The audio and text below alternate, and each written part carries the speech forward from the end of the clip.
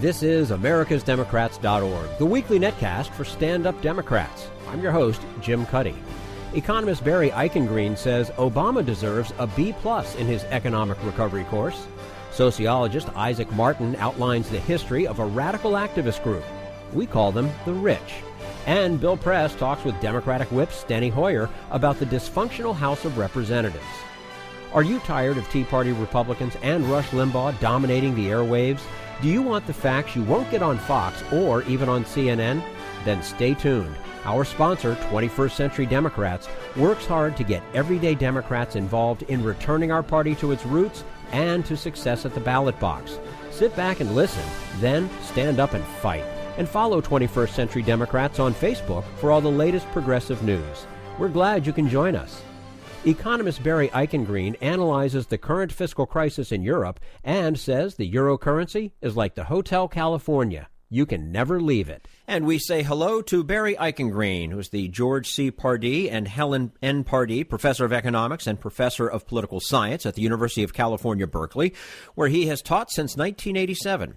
He's also the author of a new book, Hall of Mirrors, The Great Depression, The Great Recession, and the Uses and Misuses of History. Professor Barry Eichengreen, thanks so much for joining us today on americasdemocrats.org. Good to be with you. And nice to have you with us as well. In your book, you examine the history of the Great Recession of 2008, 2009, and the responses to it. What do you think of the official Bush and Obama responses? I think that policy before the crisis was awful. Policymakers, both in the Bush administration and in the Fed, deserve failing grades for their inability to see the risks that were building up in the financial system and the imbalances in the economy. They did better in terms of responding to the crisis. They responded quickly and forcefully. I would have liked to see a bigger fiscal stimulus than was agreed at the beginning of 2009 when Obama came into office. I would have liked to see the Fed do even more than it in fact did. It did 3 rounds of quantitative easing. Only the third was open-ended. Only the third time did they say, we will do whatever it takes to get the economy going, and did it produce results. So I would give the Bush administration and the Greenspan Fed D-minuses to be generous. And I would probably give the Bernanke Fed and the Obama administration something on the order of a B+ in terms of their post-crisis response, although plenty of things could have been done better. Mm-hmm.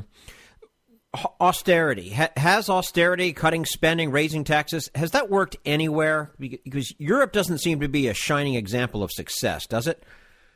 No, it certainly doesn't. So there is the view in academic circles that there's such a thing as expansionary austerity or expansionary fiscal consolidation, that when you cut the budget deficit, you will inspire investor confidence and the economy will grow faster. There is no evidence from the experience of the 1930s that this is true.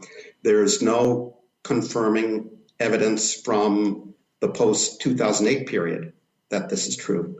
Some countries like Greece, where spending was out of control and debts were unsustainable, required a dose of austerity. What they got was an overdose.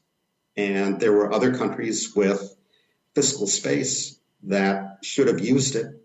And even today, there are countries like Germany with fiscal space that need to use it and haven't. Who's responsible for the myth that austerity and not stimulus is the proper answer to financial mismanagement in the private sector? The IMF International Monetary Fund was partly responsible for that myth prior to the Great Recession. And it has looked at the data and updated its views and concluded that it was fundamentally wrong in that point of view. In Europe, the view that austerity should be economic policy goal number one is very much alive. It's very much alive in Berlin and at the European Commission in Brussels. There, is a strong ideology that we should have small government, and the way to get small government is by cutting spending at all cost. Also in the United States, my view remains that in a downturn when private spending is collapsing, you need the government to step up with public spending to replace the private spending that has temporarily evaporated. And countries that did that in the Great Recession recovered better than countries that did not. We're speaking with Barry Eichengreen, professor of economics and professor of political science at the University of California, Berkeley. And his new book is Hall of Mirrors, The Great Depression, the Great Recession, and the Uses and Misuses of History. Did the U.S. recovery do better than the European one? And don't things seem to be a lot better now, just in the last few months especially? The U.S. has done better than Europe. We had a Great Recession. They had a double dip recession. Their economy headed down twice and may be headed now for a third dip. The European Central Bank did less to support the economy in the Great Recession than the Fed. The ECB concluded in 2010 that its work was done and started phasing out its unconventional policies. In 2011, it actually raised interest rates twice, even though Europe had double-digit inflation, and there was that hard right turn to austerity in Europe as well. It is true that the U.S. had 2 quarters of very strong economic growth in the middle of 2014, and that we just had in January quite favorable employment report. But the labor force participation rate is still low. The economy is still growing slowly by historical standards. So my conclusion is that the problems are not entirely behind us yet, and that the Fed in particular should stay on hold until it's convinced that the problems are fully behind us. Mm-hmm. And we see wage stagnation as well on top of all that. Europe, and you sort of point this out too, still seems to be in a crisis, possibly heading to a triple dip. And you say the euro as a currency has had disastrous results. Can the European Union survive? The euro, the creation of the euro in 1999 was a terrible mistake. We know that with benefit of hindsight now, but for better or for worse, some mistakes are irreversible. The new Greek finance minister likes the Hotel California analogy. You can check in, but you can't check out. Getting out of the euro is very, very difficult without precipitating the mother of all financial crises. Can they get it to work? Time will tell, but they really have to get it to work, because the alternative of allowing it to collapse and trying to reintroduce national currencies would be incredibly chaotic and disruptive for them and even for us in the U.S. If you would, can you explain the paradox under which the longer an economy has stability, the greater the risk in the future? We saw that paradox at work both in the 1920s, when they thought the creation of the Fed in 1914 had tamed the business cycle. They called the result the new era, and it encouraged speculative investment on the part of individuals and banks that believed the economy would never turn down in a recession again. We saw it in the period leading up to 2008. People talked not about the new era, but about the so-called Great Moderation that central banks and governments had again limited the volatility of the business cycle, making it safe to use more borrowed money, employ more leverage, invest in riskier assets. The longer the seas are calm, the safer you feel about putting up the spinnaker, if you will. And we saw that behavior both in the 1920s and in the recent decade. Where do you see the economy going in 2015 and beyond, especially as Republicans take more control over government? I do see the U.S. economy continuing to heal, and 2015 being a better year than we've seen recently in terms of economic growth, 3% plus economic growth. My worry about the U.S. is for the longer term, that we need to invest in infrastructure, education, training, basic research and development in order to grow the productive potential of the economy and workers.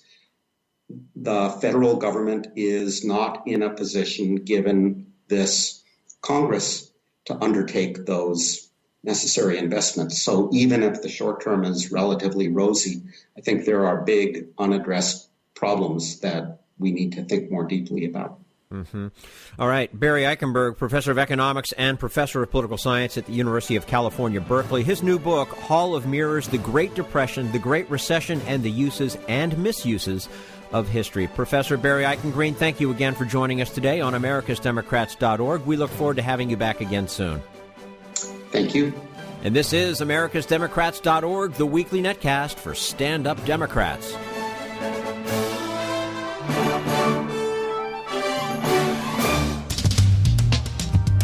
We want you to sit back and listen, but we need you to stand up and fight. Do you want to get involved and help get our party back to its roots and to success at the ballot box?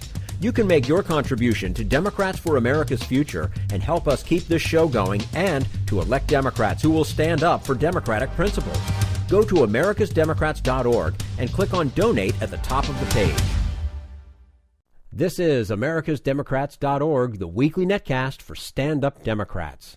Sociologist Isaac Martin explains how the rich got that way. They organized the little guys to fight for them. We'll talk to him about that in just a moment. Right now, we turn to Jim Hightower, America's #1 populist, for his common sense commentary.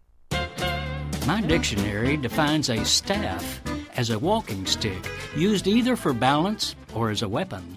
So how are today's congressional staffs used? At one time, they were behind-the-scenes people hired to walk lawmakers through the complexities of legislation or to help them find balance between competing viewpoints. These days, though, top staffers tend to be a specific type of high-profile operative, corporate lobbyists. At the urging of House Speaker John Boehner, members are bringing the K Street lobbying crowd directly inside their offices and committees to run America's lawmaking process.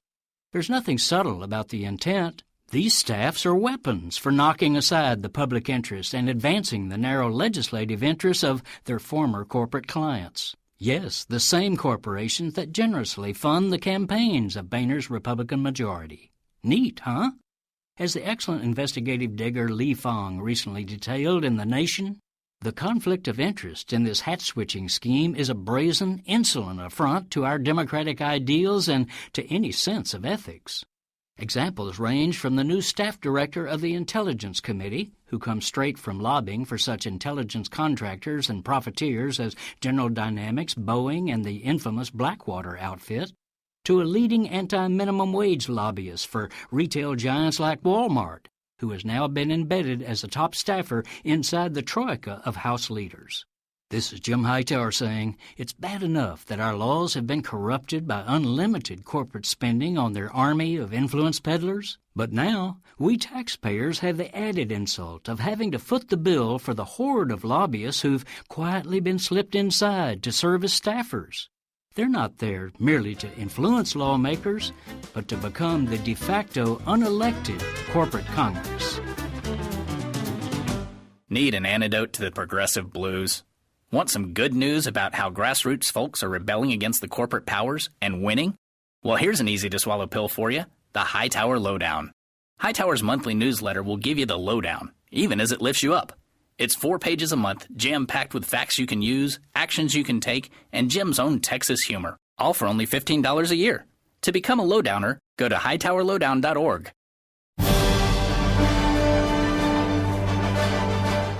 This is americasdemocrats.org, the weekly netcast for stand-up Democrats.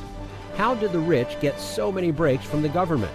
Professor Isaac Martin explains that they use the tactics of social progressives and radicals to get their way.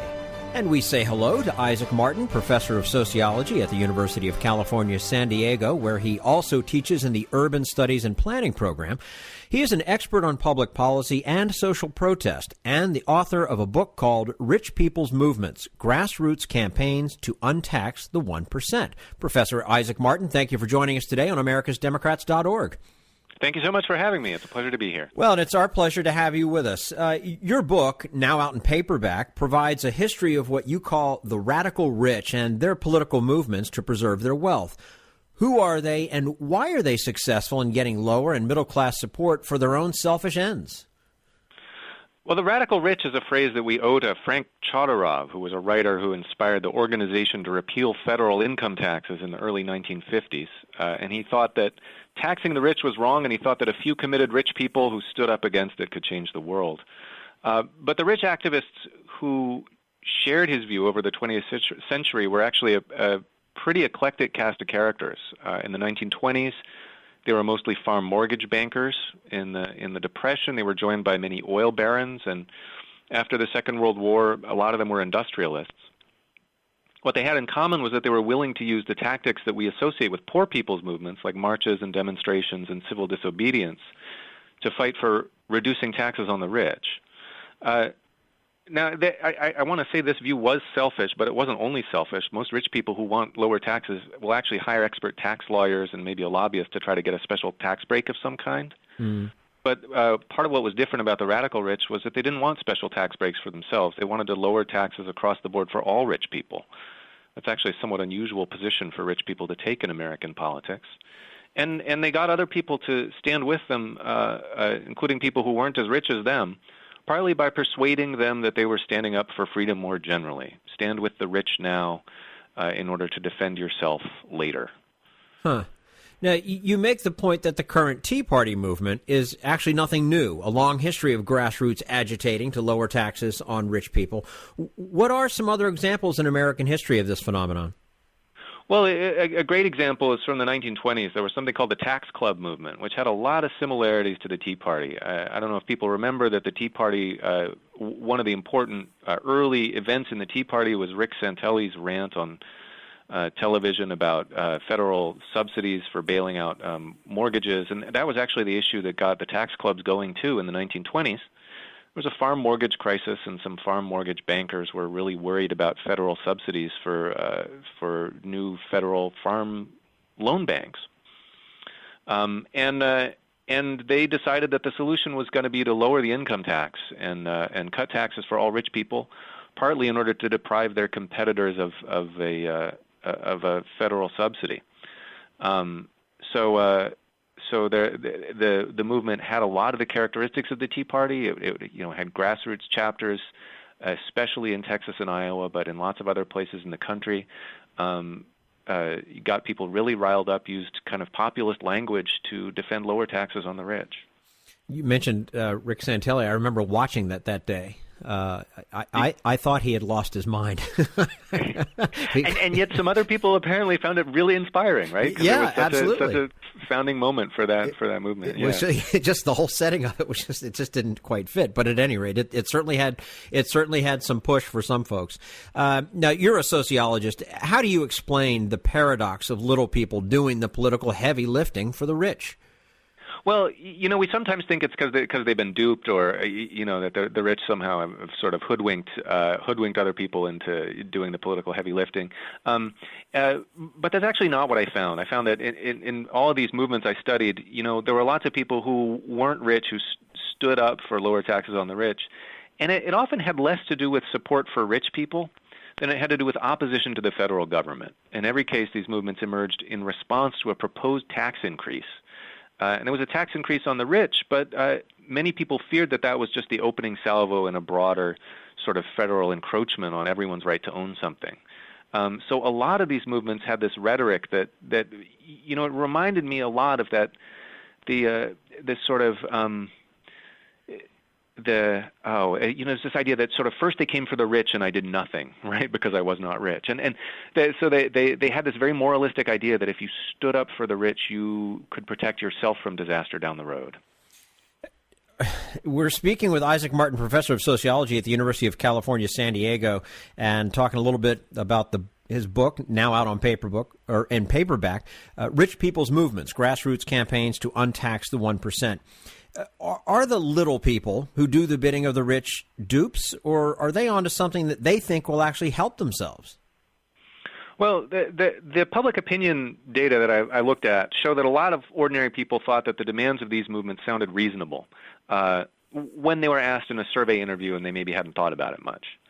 But the folks who actually got involved in these movements as activists usually weren't the littlest of the little people. They were people who thought they had some interest of their own at stake. Most of them were business owners or property owners of some kind who were worried about insecurity of property rights. So usually they weren't as rich as the rich people they were standing up for, but they weren't the littlest of the little people either, as I said. We could think of them as maybe not quite the haves nor the have-nots, but as Saul Alinsky would have called them, the have-a-little want-mores. Well, and they also feel like perhaps it is within reach? Maybe so. Although the often the argument wasn't we should stand up for the rich to make rich as possible for me. It was we should stand up for the rich to make it so that the federal government doesn't come for me next. So it was a little less sort of an optimistic view of their own chances and much more a real fear that if they didn't defend the rich, that they were going to be threatened in some way. Isn't that interesting? What do you mean when you say that rich people's movements are not logically coherent but are sociologically coherent?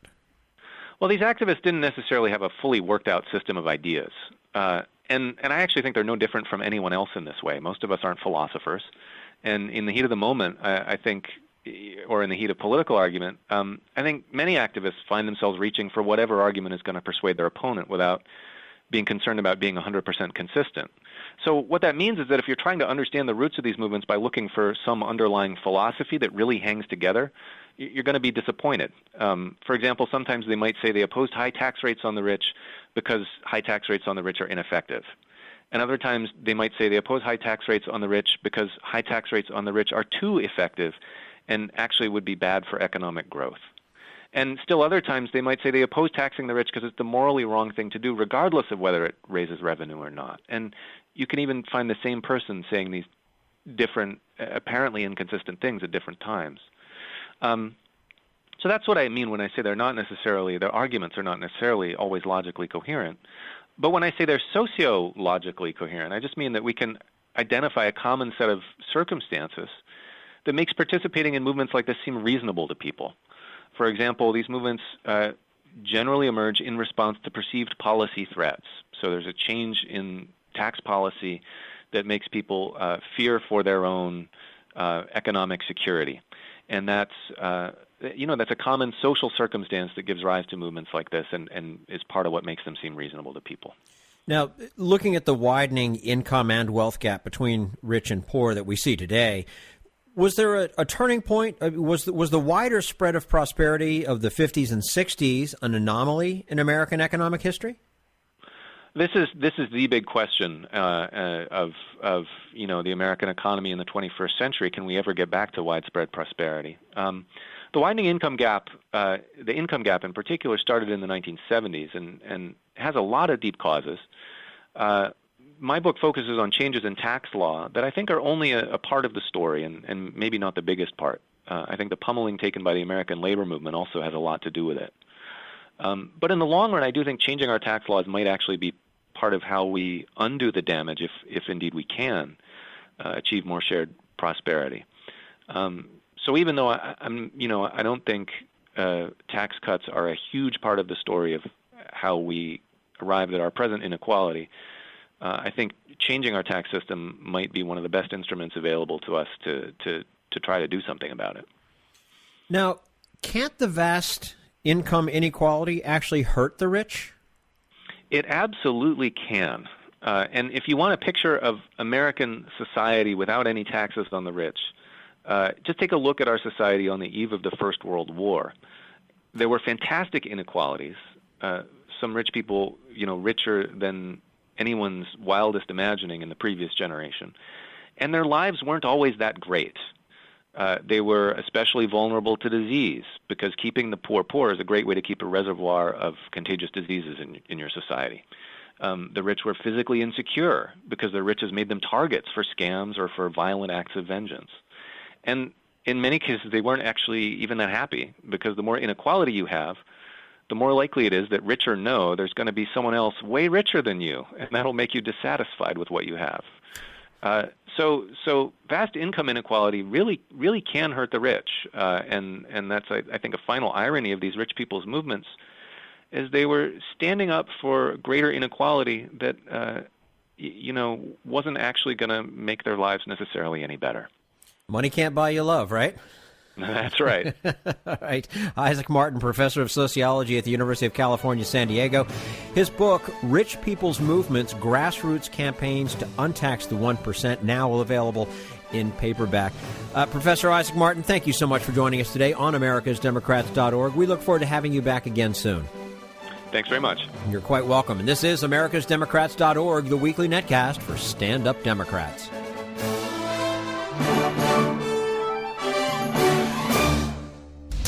We want you to sit back and listen, but we need you to stand up and fight. Help get our party back to its roots and to success at the ballot box. Make your contribution to Democrats for America's Future to keep this show on the air and help elect stand-up Democrats. Go to americasdemocrats.org and click on Donate at the top of the page.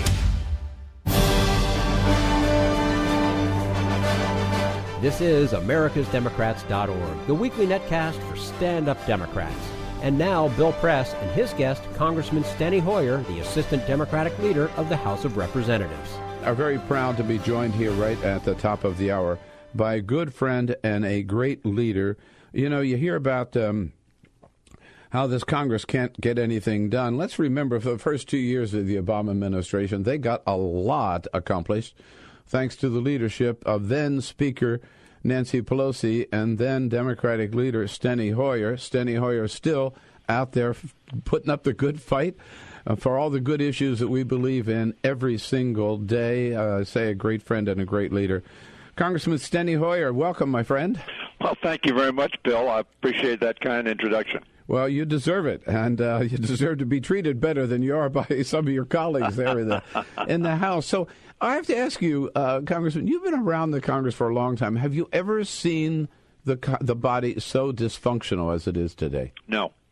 The last 4 years, Bill, we've spent, certainly in the House of Representatives, simply focusing on messaging bills to the hardline members of the majority party, rather than focusing on substance. I don't mean that we've never focused on substance. We have from time to time. Mm-hmm. But for the most part, we've been sending messages, and that's the conundrum in which we find ourselves today.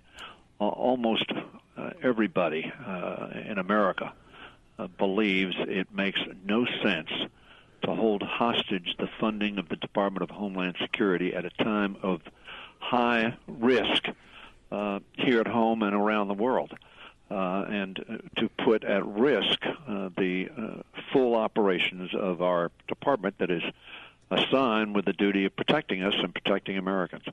But the Senate finally came to that conclusion and voted 98-2 to move ahead with a full funding of the Department of Health and Department of Homeland Security for the balance of the year, which is till September 30th. But it appears that we are still unable to come to grips with that in the House. We'll see today.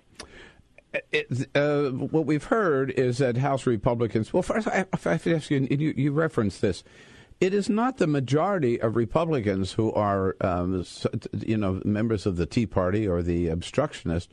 Why do they have such power in the House? Well, I think I don't know the exact number, but I estimate around 30 or 40 of the hardliners, which is based upon those who voted against John Boehner for Speaker. But it looks like the tail wagging the dog. It does look like the tail wagging the dog. But one of the problems I tell people is not only the internal membership of the House of Representatives, but it is the very, very hardline groups spending extraordinary amounts of money and threatening to run people in primaries against Republicans who do not hew to the very, very hard-line agenda.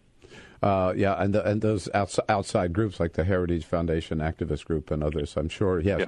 So back to the situation today. What we've heard is that Speaker Boehner is now saying, well, maybe we could fund without strings attached the Department of Homeland Security for 3 weeks until March 19th. I mean, would Democrats ever support that? Well, no Democrat wants to support the shutting down of the Department of Homeland Security for a day. But Secretary Johnson wrote a letter to Speaker Boehner, Leader Pelosi, and Mr. McCarthy and I, in which he outlines the consequences of the failure to fund permanently the Department of Homeland Security. And I say permanently till September 30, the end of the fiscal year. Yeah. And that deals with the ability not only to protect the border, to make sure that TSA agents have the resources they need to protect the airways, customs officials to carry out their duties, which is ironic, because that's part of what this fight is about. But I call it the Republican cul-de-sac strategy. And what I mean by that is there is nobody that expects a 3-week extension is going to change the situation that the Republicans of the House of Representatives confront, and that is the Senate has decided, again, 98-2, to move forward on a clean funding because they've concluded, notwithstanding their politics, that that's in the best interest of America. But the Republicans in the House apparently are going to continue to pursue a strategy which has no light at the end of the tunnel, as I call it, the cul-de-sac strategy, going down a cul-de-sac a second time and thinking somehow it's going to open up. It's not going to. Is that right? And the irony, Bill, is, in 2010, very, very assertively, the Republicans in the 2010 campaign issued a pledge to America. And one of the sentences in that I find very ironic, and they say, we will end the practice of packaging unpopular bills with, quote, must-pass legislation to circumvent the will of the American people.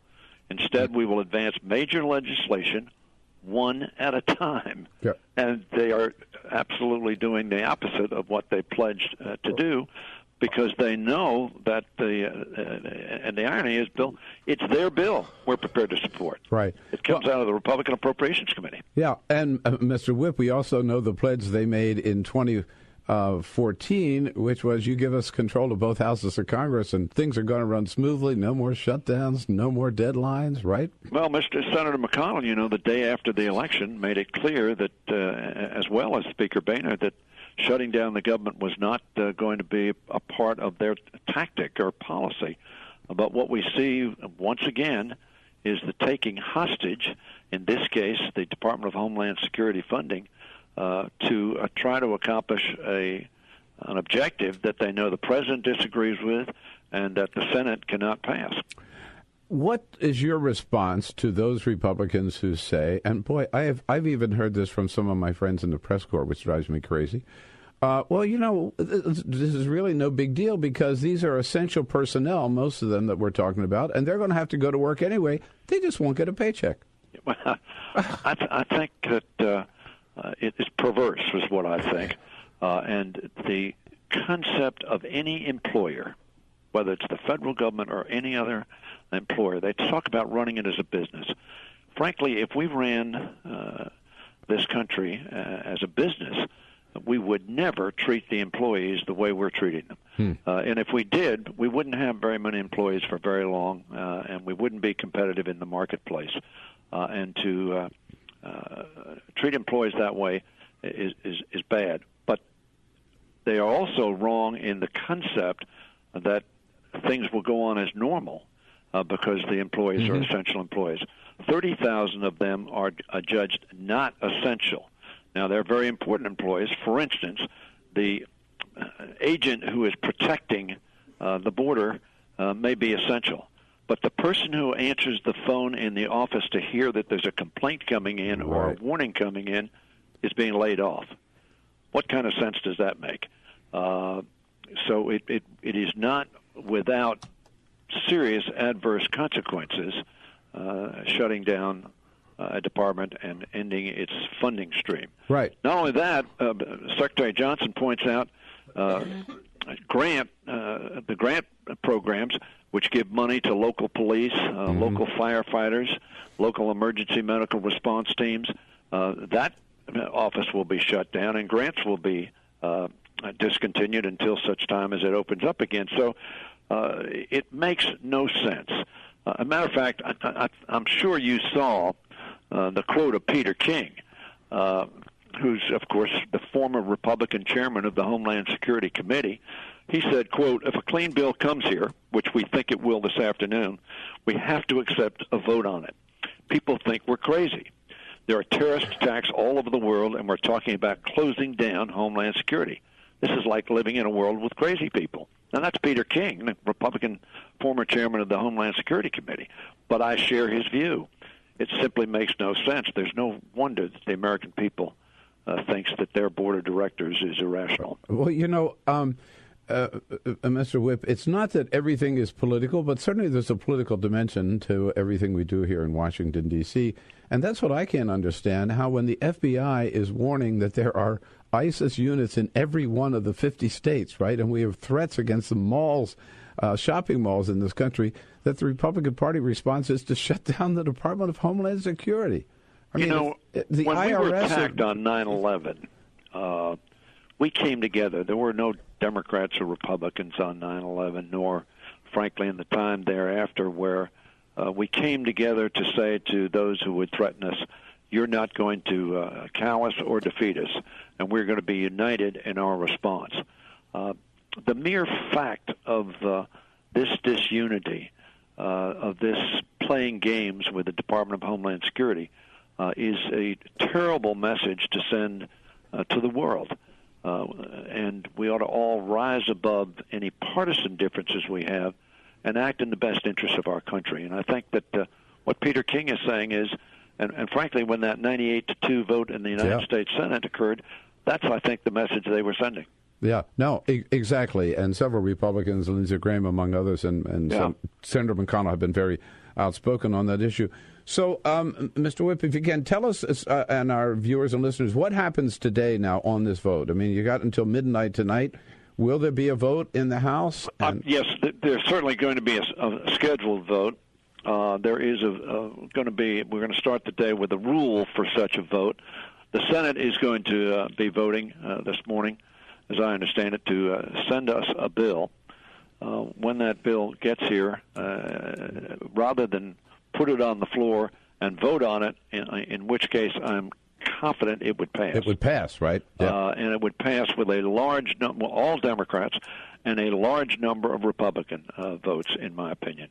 But unfortunately, it appears that the Republicans do not plan to put a clean bill on the floor. What they plan to put is a bill which has an amendment which provides for I think a Senate proposal made by Susan Collins, which has been rejected in the Senate already, and send that back, and then asked to go to conference.